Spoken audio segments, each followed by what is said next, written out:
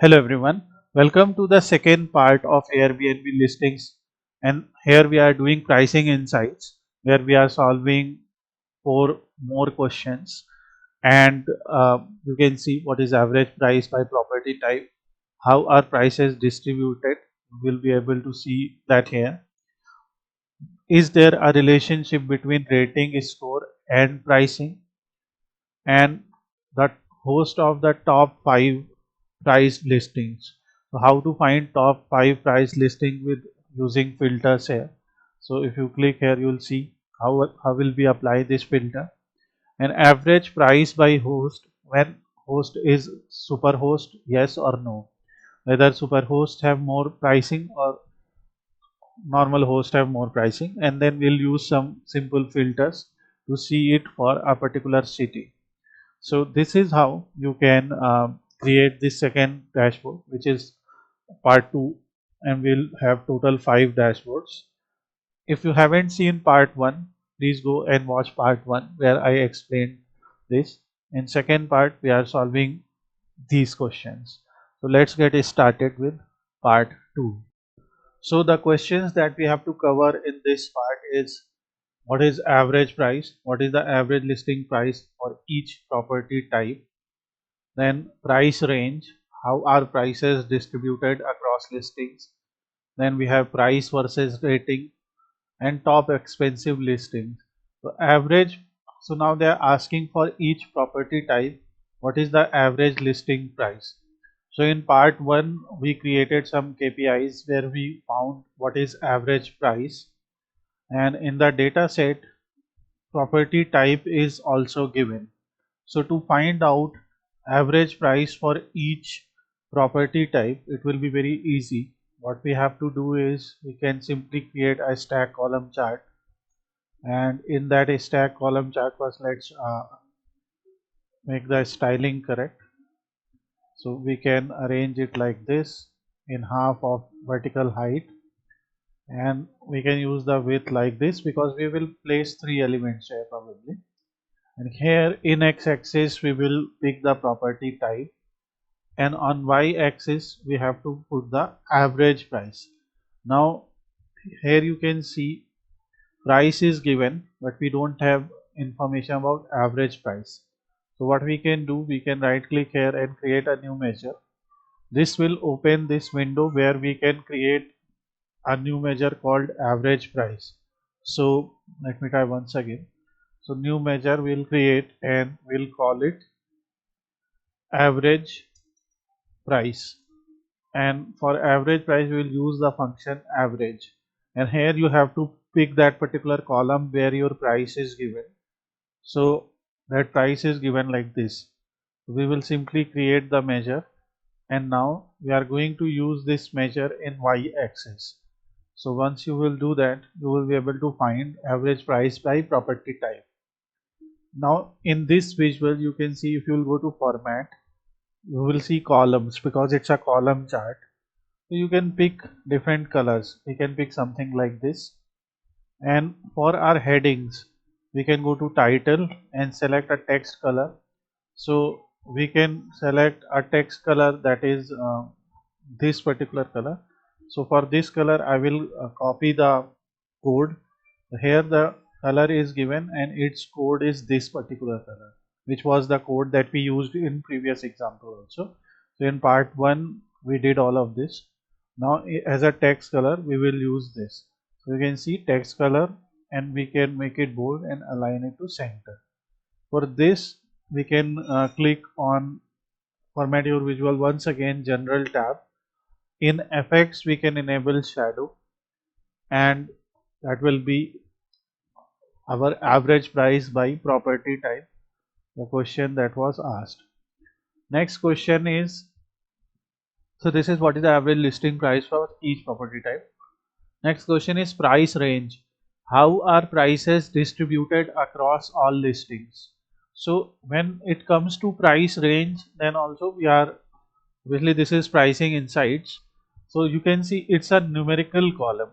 So when this type of column is given, basically they are asking in different price ranges what is the count of different type of listings. So for this also we will use a stack column chart. We can also use a cluster bar, but let's use a stack column chart. And in this stack, or what we can do, because this is also a stack, so we can simply copy it. Here what we can do, because this is given, so we'll use price on x-axis, and then every listing has a listing ID. So this will help us in counting how many distinct listing IDs are there in each price range. So once we will add that, so we will count distinct. So you can see most of the listings are given in price range of 0, like from 0k onwards, because you can see, and this is actually showing the distribution. But when the distribution is being shown, it is considering all the listing IDs and all the price ranges, so from 0k to 100k. So what we can do is, instead of this, we can right click here and create a new group. This is a way to create a histogram chart. Here you can see the total number of bins that are there are 721. So, like, this is too much, like on x-axis. So we will divide the listings in, let's say, 15 groups. So once you will do 15 groups, you can see minimum value is 8 euros and maximum value is 95,195 euros. So this particular range will be divided into 15 bins. Once you will do that, so now we have that information, and once you'll add pricing bins, now you will see it is actually adding 15 bins here. Now because the range is on the lower side, like more listings are there on the lower side, so what we can do, we can go here and we can enable the zoom slider. So in zoom slider, because there are too many outliers, so now if we keep the range between 0 to 1k, or let's say 0 to 500, so this will show a proper distribution. So, and it is showing count of listing ID by price, and we can simply call it distribution of pricing. So how are prices distributed? So we can copy this name and we can simply go to the title and enter it there. How are prices distributed? Although we have applied some filters here to remove outliers, but this is something that you can do, and with this interactive feature you can see for different other ranges as well. So this is how prices are distributed. Next question is price versus rating. They are asking, is there a relationship between listing prices and their rating scores? So here you can see rating score is given. So to see relationship between rating score and pricing, it means that if pricing is high, will the rating will also be high.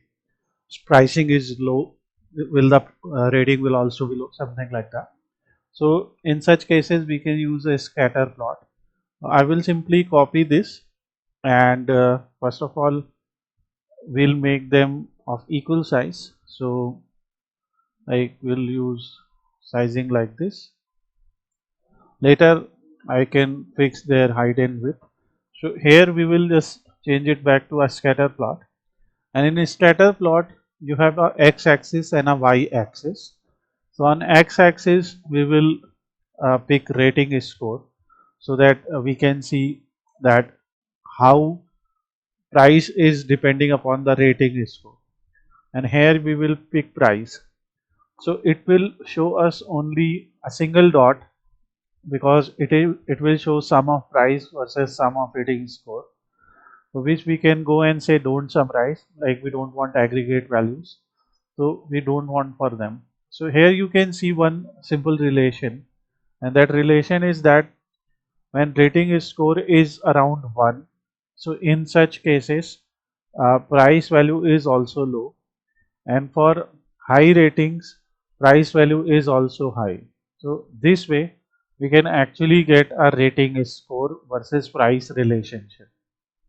So if this question is asked, like, is there a relationship between listing price and their rating score, you can tell yes, there is a relation, but obviously this relation is not exactly linear, but this relation is there, and in such cases we can go to add further analysis and enable a trend line. And you can see this trend line is almost flat line, that indicating that it is not a linear relationship, but it has a small angle.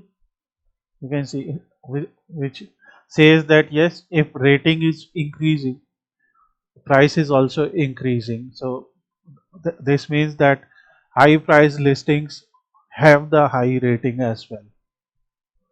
Next question says top expensive listing. Who are the host of top 5 highest price listings?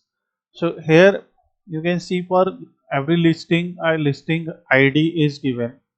So this will give us information of host, and since when they are host and their number of listing, and are they host or super host. So this is given, property type is given, maximum allowed guest is given. So if we, in order to understand host, so we can see host is super host, and host, this is important, and property type is also important.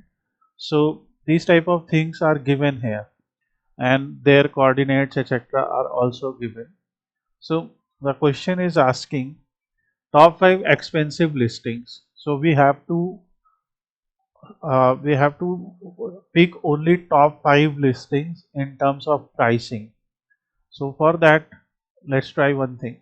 First of all, let me show you a simple way to pick top 5 listings by pricing.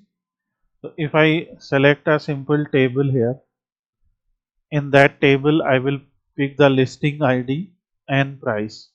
So this will give us sum of listing ID and price. And this is happening because listing ID is being read as a number.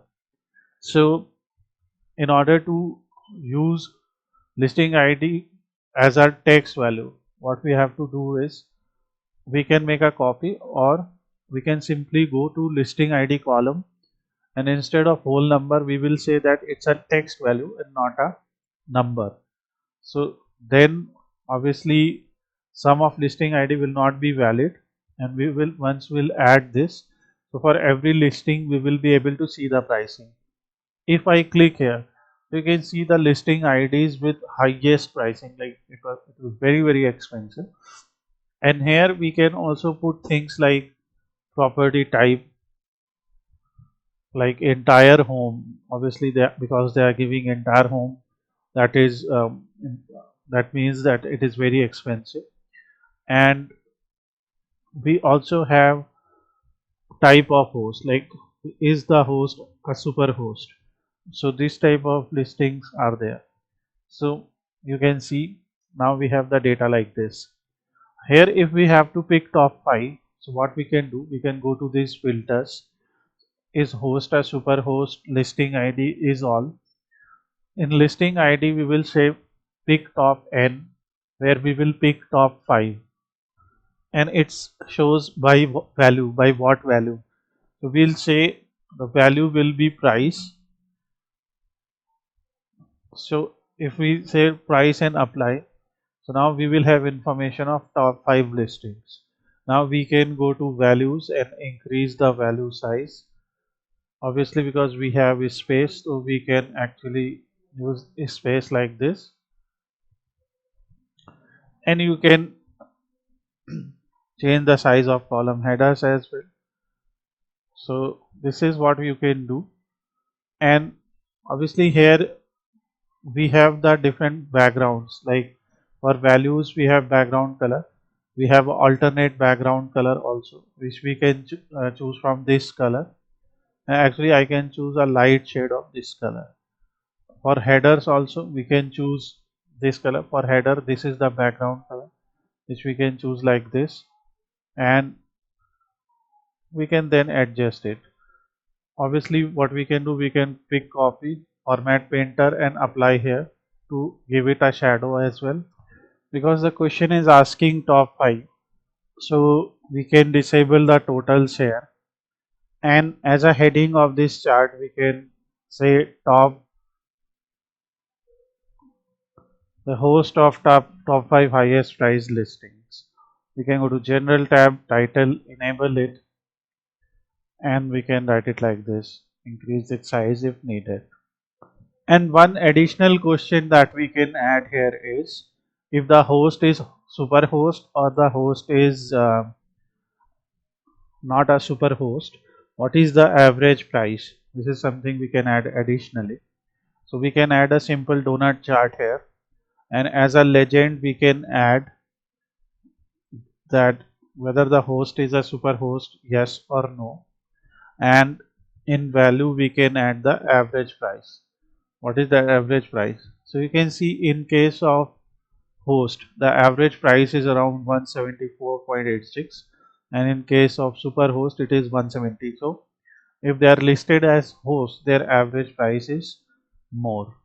So we can copy formatting from here and apply here.